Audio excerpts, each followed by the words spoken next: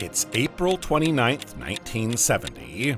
Jerry West and the Los Angeles Lakers are tied 1-1 in the NBA Finals with Willis Reed and the New York Knicks. In his 10th season at this point, West was still seeking his first championship. He had already defined himself as an all-time great in the young NBA by this point, making 9 All-NBA teams and being named an All-Star in every season he played in the league. His remarkable shooting skills were far ahead of their time, and he was solidified as one of, if not the best shooters of all time by that point. The NBA had also just rebranded their logo, choosing a white silhouette that just so happened to look exactly like a picture taken of West. Mr. Clutch was the epitome of someone who had the heart of a champion, and days like April 29, 1970 proved who West was as a person and as a competitor. This famous game had it all. The Knicks erased a 14-point halftime deficit. Willis Reed put up 38 points and 17 rebounds. West himself had a smooth 34, and a guy named Wilt Chamberlain hauled in 26 rebounds. After the Knicks took a 2-point lead on a mid-range shot by Dave DeBusschere, West caught the inbound pass, took a few dribbles, and sank a 60-foot buzzer beater to send the game into overtime. LA would have won the game had the three-point line existed at that time, but unfortunately for West and the Lakers, it didn't. In overtime, Willis Reed and company gutted out the overtime victory, winning 111-108. West was reluctant to talk about the shot after the game because they did not come away with a victory.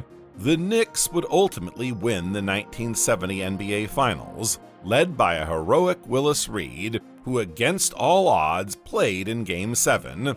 April 29, 1970 holds perhaps the most well-known game and shot of West's basketball career, and it's a metaphor for how his entire playing career went, giving it his all with a legendary moment, but coming up just short of the ultimate goal.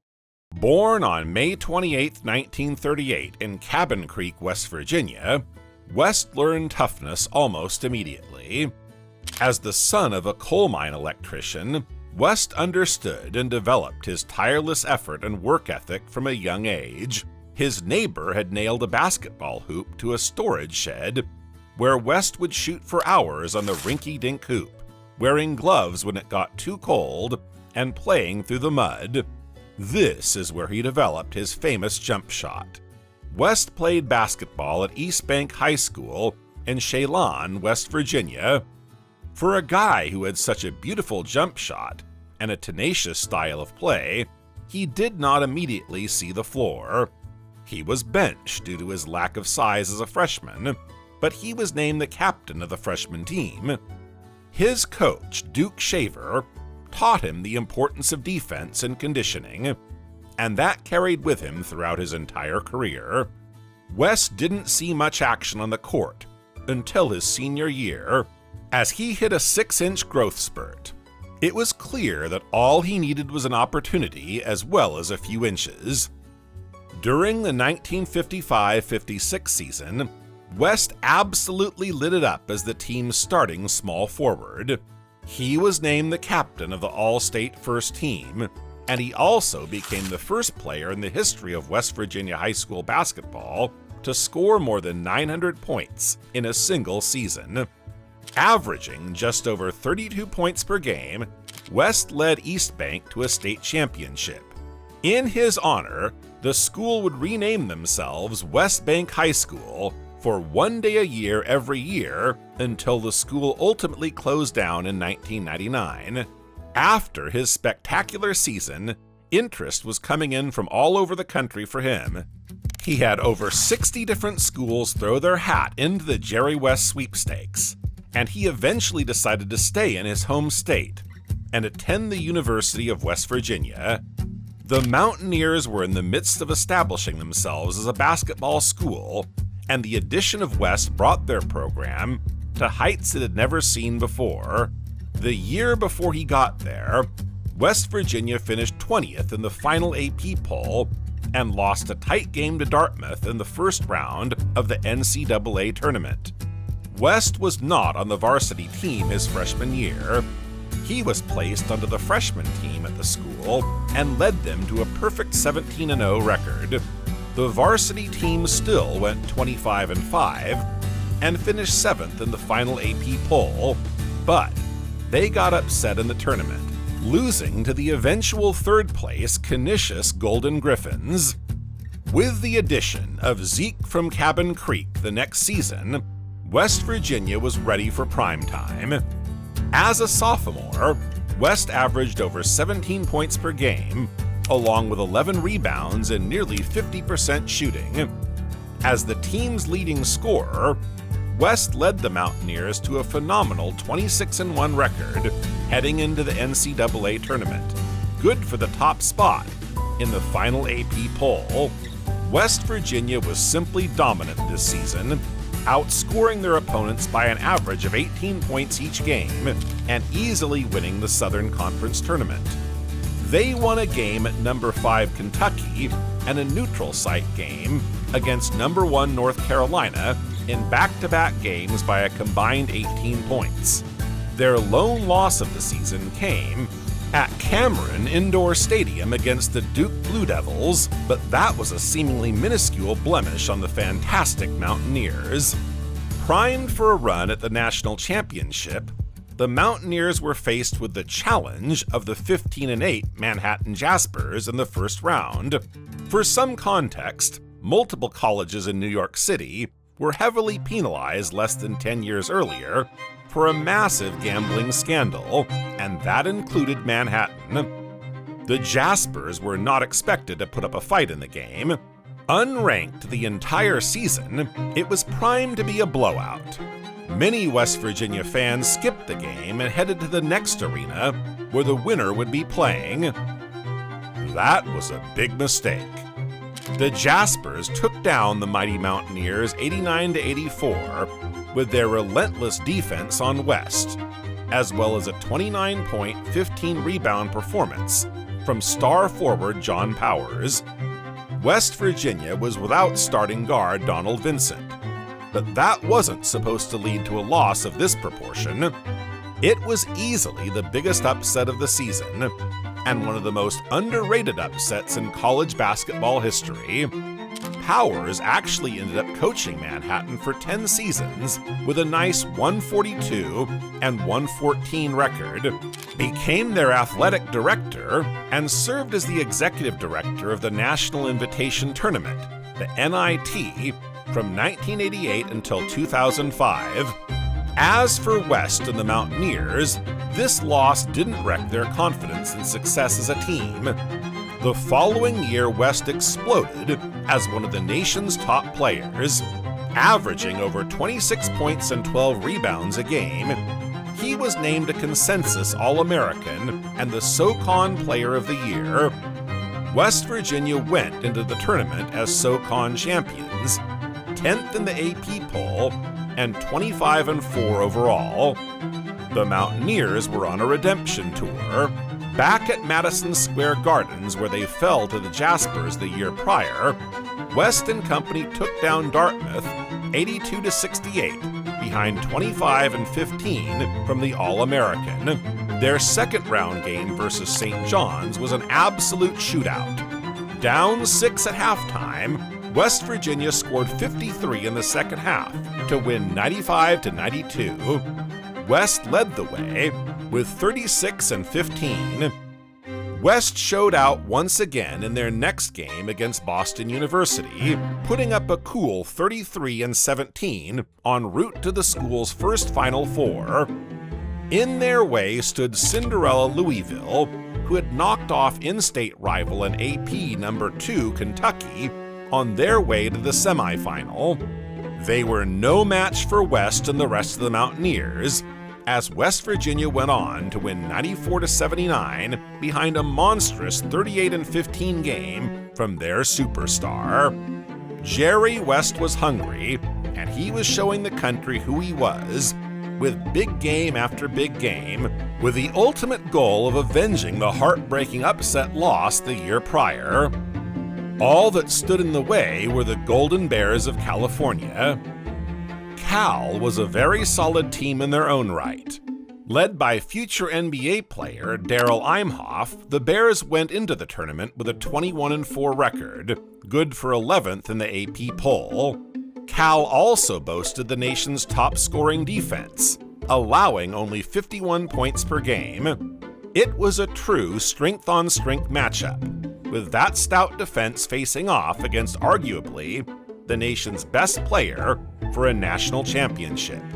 Jerry West proved himself to be a big performer in this game, putting up 28-11, and West Virginia shot a solid 45% from the field as a team in this game. And here's a phrase that we won't say just once in this video. In spite of West's heroic efforts, his team fell just short. Imhoff hit a shot with 17 seconds left to give the Bears the lead they failed to relinquish, crowning them the 1959 national champions. West was named the NCAA Tournament Most Outstanding Player, despite losing the title game. Left within inches of completing the dream in '59, West had one more season to go win a national championship. West Virginia came out hot during the 1959-60 season, winning each of their first 10 games as West stepped up his play even more. Their 11th game was a rematch with Cal, and a chance for some salvation for West and the Mountaineers.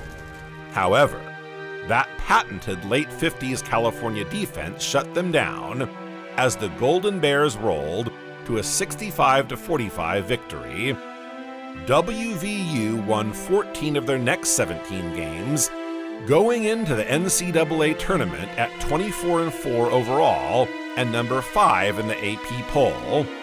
Jerry West continued his dominance, averaging 29 points a game along with 16 rebounds and 4 assists. He was once again named a consensus All-American and SoCon Player of the Year, but none of that mattered. The only thing that mattered was the championship.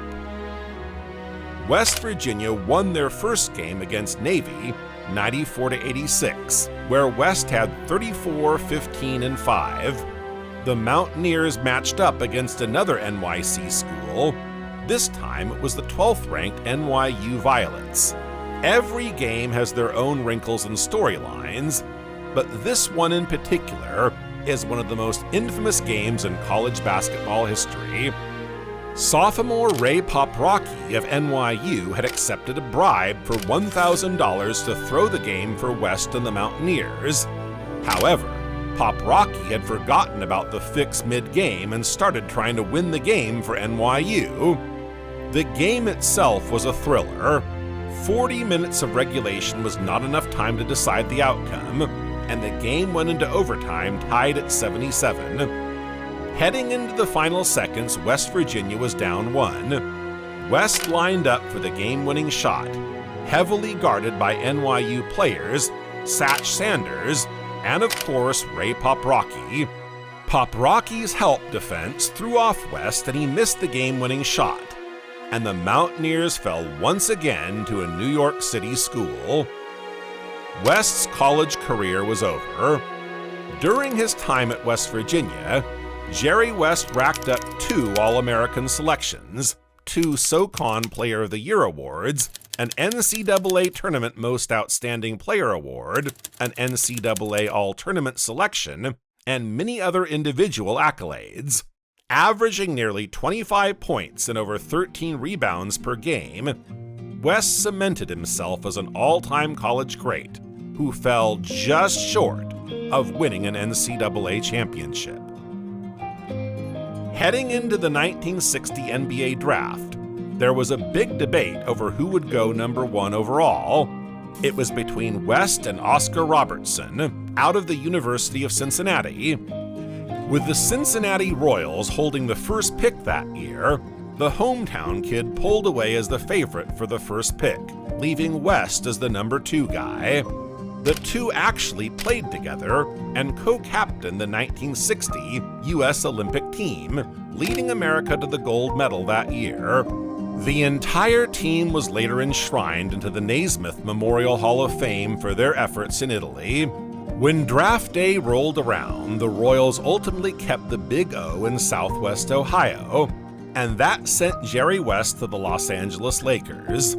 The Lakers were entering their first season in Los Angeles, and West was the first ever pick for the franchise following the move. The Lakers transitioned West from a forward to a guard due to his size, and it's safe to say they made the right move. The season prior, the Lakers went 25-50. During West's rookie year, the team went 36-43. The 11-win jump looks like it would be something to be proud of, but West was not satisfied. Lakers broadcaster at the time, Chuck Hearn, said West took the losses harder than anyone else, and stared off into space after each one. This was the first time in a long time West was not part of a team that saw instant success, and it challenged him.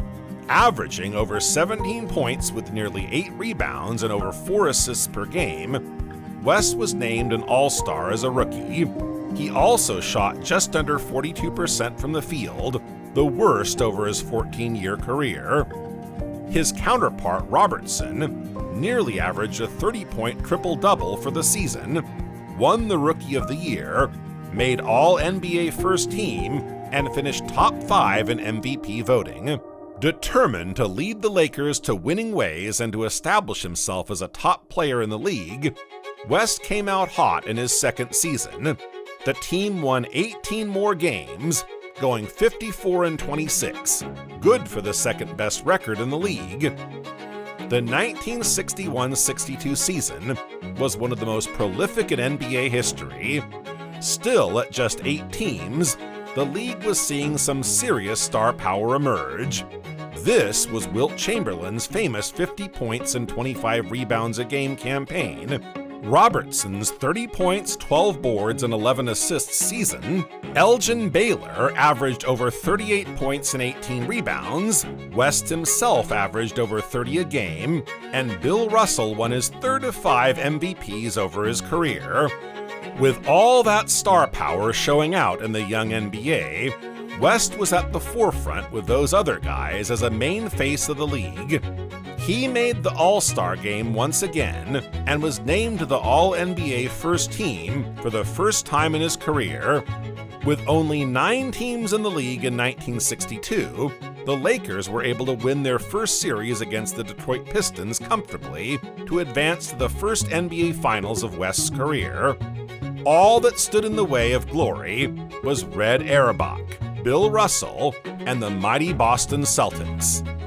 The 1962 Finals is one of the greatest series in NBA history, with some massive records being set.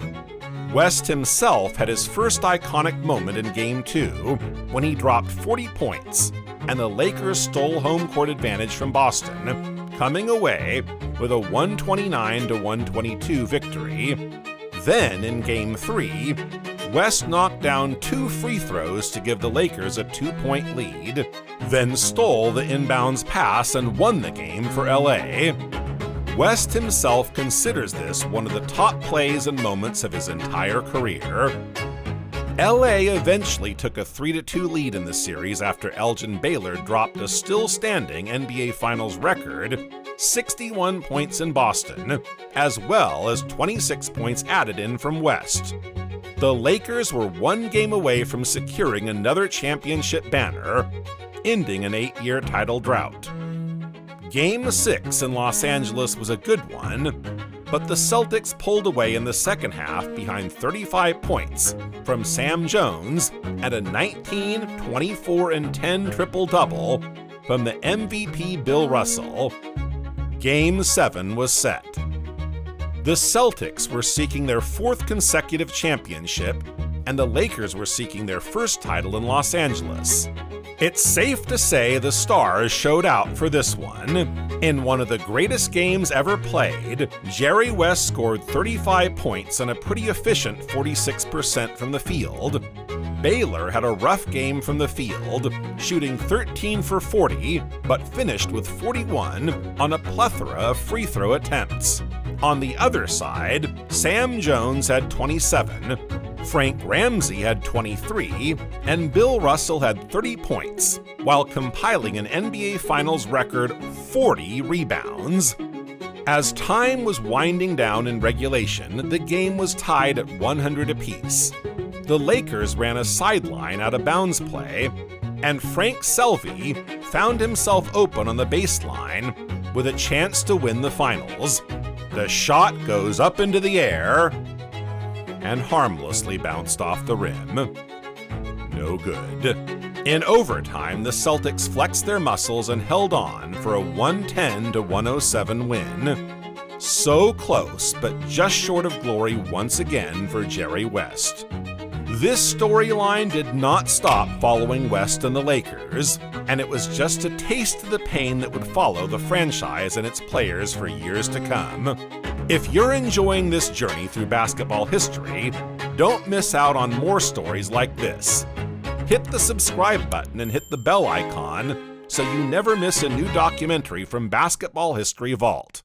The next year saw the Lakers in the same position as the year before, second best record in the league, facing off with the Celtics in the NBA Finals. This year wasn't as close for Los Angeles, as they ultimately lost in Game 6 at home, 112-109, to lose the finals once again. West and Baylor proved themselves as a mighty duo who showed up in primetime, but they still didn't have enough to get over the hump that was the Bill Russell-led Celtics dynasty. West and the Lakers slipped a bit in the 63-64 campaign, falling to Hall of Famers Lenny Wilkens and Bob Pettit in the first round of the playoffs. West still averaged over 28 a game and made first-team All-NBA, but the results clearly weren't up to his standards. As the years continued, so did the disappointment. The Lakers bounced back in the 64-65 season, winning 49 games and gutting their way to the NBA Finals to square off with the Celtics for a third time, this time without Elgin Baylor. This team actually included Darrell Imhoff, the guy who hit the game-winning shot in the national championship between West Virginia and California.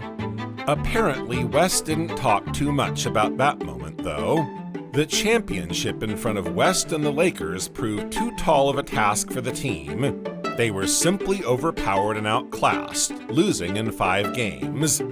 Although the team fell in the finals, West's performance in the round before against the Baltimore Bullets was nothing short of legendary. 49-52, 44-48. 43-42. That's what West scored in each of the 6 games it took to knock off the Bullets. West averaged over 33 points a game in the series and over 40 overall during the 65 playoffs. But in spite of West's heroic efforts in the postseason, his team fell short once again. The 1965-66 season was another successful one for the Lakers. West averaged a career-high 31.3 points per game, made the All-NBA first team again, and led the Lakers with 35 points to a tough Game 7 victory over the St. Louis Hawks in his 4th date with the Boston Celtics in the NBA Finals. After all this losing and the tough disappointments, West felt like it was time to finally dethrone the dynasty in Boston and get one of his own.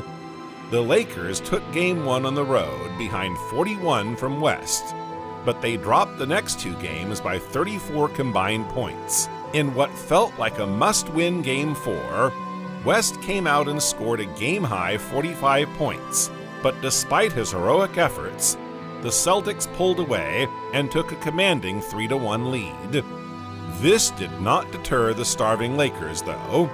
The dynamic duo of West and Baylor won the next 2 games, forcing another Game 7 in Boston. LA saw themselves in a 16-point hole, going into the fourth quarter of the game, a seemingly insurmountable lead to overcome in Boston. But they did not give up. Led by West's 36 total points, the Lakers clawed their way back into the game. West hit center Leroy Ellis with an inbound pass as he knocked down a mid-range jumper to cut the lead to just 2 with just a few seconds remaining. However, the Celtics cleanly inbounded and passed the ball up the sidelines, running out the clock for yet another finals victory. 95-93. Lakers lose. Celtics win their 8th title in a row and 9th in 10 years. With 4 finals losses in 5 seasons, the precedent was set for West and the Lakers. They couldn't finish the job. This severely bothered West. He was a results-driven player his entire career, and the All-NBA selections, individual honors, and gaudy stats felt empty with heartbreaking loss after heartbreaking loss. And sadly for West, it only kept getting worse. LA slipped up a bit the next year, winning just 36 games and getting swept in the division semifinals by the San Francisco Warriors. West had a nice year, averaging over 28 points per game and being named first-team All-NBA, but it did not translate to many wins. The 1967-68 season. The script was flipped the next year in the 1967-68 season. LA found their winning ways once again, heading into the playoffs with a 52-30 record. West missed 30 games this year, but he returned for the playoffs for the Lakers as they stormed their way into the NBA Finals, winning 8 out of 9 in the Western Division side of the bracket. The team caught fire at the right time. All that stood in the way was the Boston Celtics. Again. The team split the first 4 games of the series as West led an inspired Game 4 win with 38 points and 10 rebounds. Boston gutted out a Game 5 win at home, edging out West in his 35 points to take a 3-2 lead. With their backs against the wall, West and the Lakers were heading back to LA. In a somewhat surprising result, it seemed the Lakers were still in Boston for the first half of Game 6. They went into halftime down 20, and they couldn't find their way back into the game. Jerry West was now 0-5 in the NBA Finals. The 1968-69 season. After falling just short once again, the Lakers decided it was time to make a move. It was the biggest transaction in history at the time of the move, and it still holds up as one of the biggest trades in NBA history. Wilt Chamberlain was in Los Angeles. To secure Chamberlain, the Lakers had to part with significant assets. The trade package sent to Philadelphia included Darrell Imhoff, Archie Clark, and Jerry Chambers. Darrell Imhoff was a solid center known for his defensive prowess, while Archie Clark was a talented guard who had an all-star season under his belt. Jerry Chambers, although less heralded, was a forward with promise. Wilt was 32 by this point, but he was coming straight off of 3 consecutive MVP awards, back-to-back 60-win seasons with the Philadelphia 76ers, and a 68-win championship season 2 years prior. By this point in his career, Wilt was considered one of the best players in basketball history, and he was joining Jerry West and Elgin Baylor in LA. In West's first season teaming up with Wilt, the Lakers won a franchise record 55 games, good for first place in the Western Division. West had his lowest scoring total since his rookie year, averaging just over 25 points a contest. He was still named second-team All-NBA, and the winning was what mattered more to Jerry.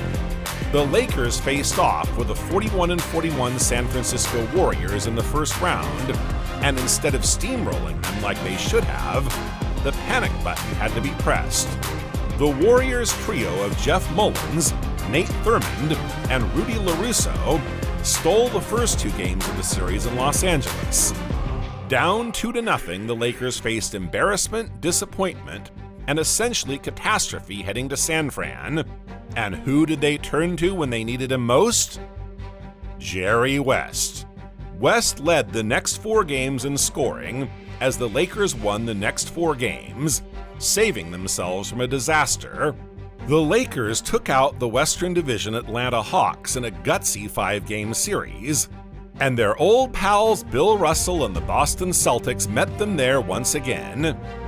This time felt different. Wilt versus Russell, West and Jones, Havlicek and Baylor.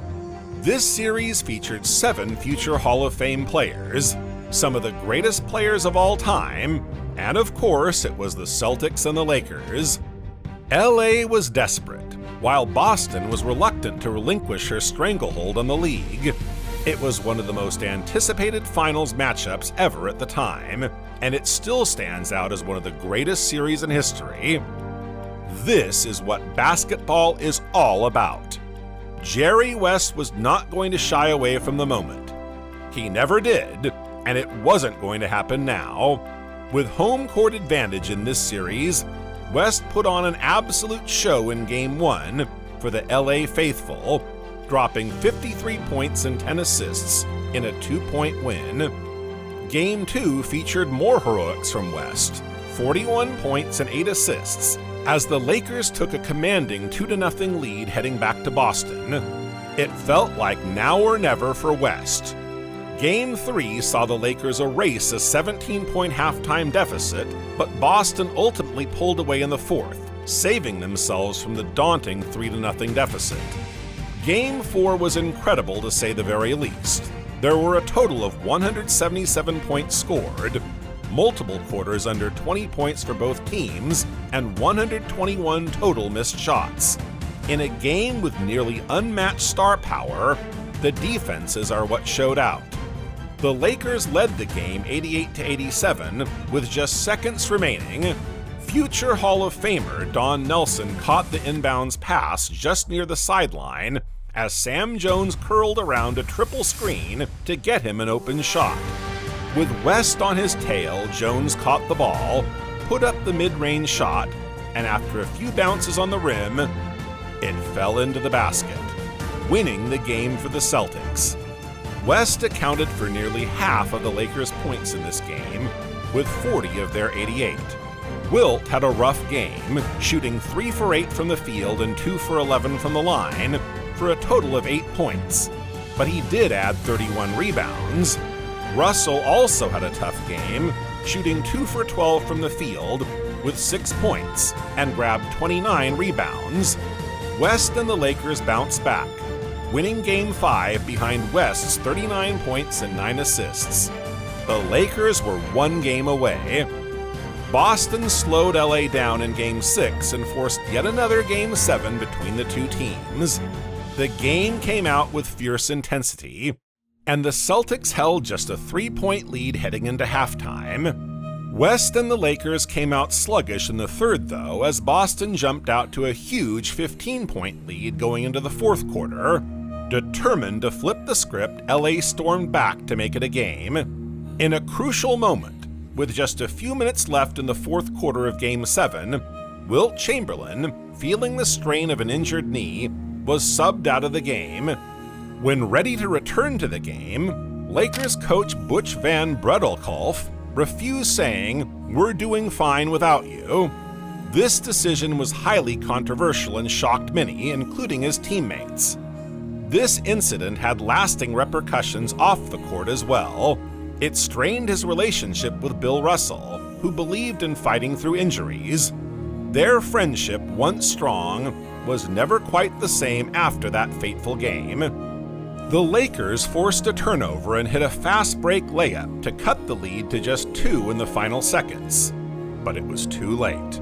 Despite West's heroic efforts with a 40-point triple-double, it simply wasn't enough to top Boston. They watched their best chance to top the dynasty slip away, and West tasted defeat once more.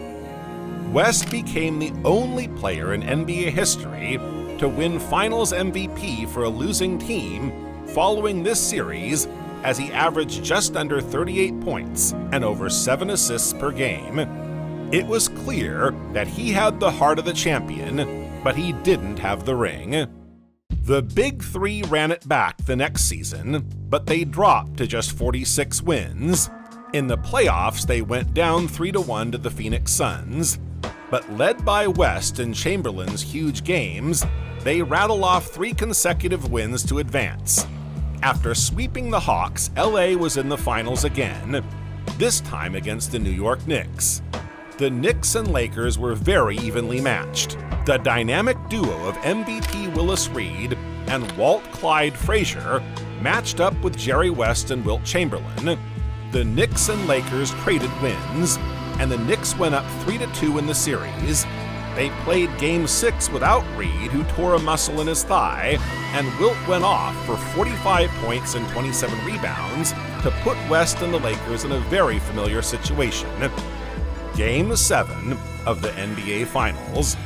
While the Lakers were warming up, Willis Reed famously hobbled his way out to court, and it was announced that he would play in Game 7.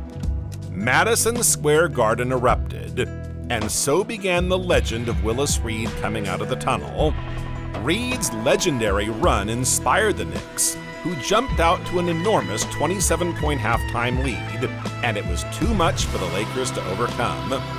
Frazier quietly put up one of the greatest stat lines in that game against West with 36 points, 19 assists, and 7 rebounds on 71% shooting. At this point, a championship seemed impossible for West's Lakers. Losing 7 championships in a row, 8 including his West Virginia loss, took a toll on Jerry. But in typical Jerry West fashion, it didn't stop him. The 70-71 season saw the Lakers fall to the Kareem Abdul-Jabbar and Oscar Robertson-led Bucks in the Western Conference Finals after winning under 50 games again, this time with 48. The Bucks won 66 games that season, and Jerry West missed the conference finals. LA wasn't expected to win the series. However, it felt like the clock was ticking for this team and this legendary player. The 1971-72 Lakers were unlike any team prior. This team exploded during the regular season, going 69-13, good for the best record ever in league history, until it was broken 26 years later by Michael Jordan's 72-win Chicago Bulls. They also won 33 consecutive games during the regular season, still standing as the longest winning streak in major professional sports history. West, Wilt, and Gail Goodrich had the recipe for success, as an older Elgin Baylor missed almost the entire season with an injury. It felt like it was truly now or never. After sweeping the Bulls in the conference semifinals, the mighty Bucks awaited them in the Western Conference Finals. In a battle between two of the greatest teams ever at that time, the series was going to Los Angeles, tied at 2 games apiece. Oscar Robertson played hurt in the series, and LA took advantage, winning games 5 and 6 as West finally topped the Big O. Waiting for them in the finals was the New York Knicks. The Lakers lost Game 1 by 22 points, and it felt like their woes were still alive and well. However, the trio came together and won the next 4 games, finally securing the NBA championship. For West, it was the culmination of so many heartbreaking losses, and the redemption for the teams that were just so close to immortality. Finally, West had the ring to validate and solidify the championship mentality that had got him all the way to this point. After winning the championship in 1972, West and the Lakers made the finals the next season, playing the Knicks once again. However, New York had their number this time, pulling out the series in just 5 games. There was always next season, or so they thought. The next year was not so pretty. Wilt Chamberlain would end up retiring following the 1972 NBA Finals. West got hurt and ended up only playing 31 games in the regular season. He still averaged over 20 points per game at 35 years old, but it was clear his time was up as a player. West played in one playoff game, and it was a win against the Big O and Kareem, but the Bucks ultimately won the series 4-1, and that would be when Jerry West decided it was time to call it a career. West retired at the end of the 1973-74 season, and it was clear to everyone that he was one of the greatest players of all time at the time of his retirement. The 1-8 finals record and the lack of an MVP award despite 8 top 5 finishes could not tell the entire story of Jerry West, an icon of basketball, rightly nicknamed Mr. Clutch, a feisty competitor, and the logo of the NBA. Jerry West was a champion through and through, and he was and is one of the greatest players to ever play in the history of the NBA. Despite his playing career coming to a close, Jerry West was nowhere near done with the NBA. He would go on to coach the Lakers for 3 seasons before quitting, and then transition to the front office, where he would become one of the greatest NBA executives of all time. Thanks for watching. If you enjoyed this video, click one of the videos on screen.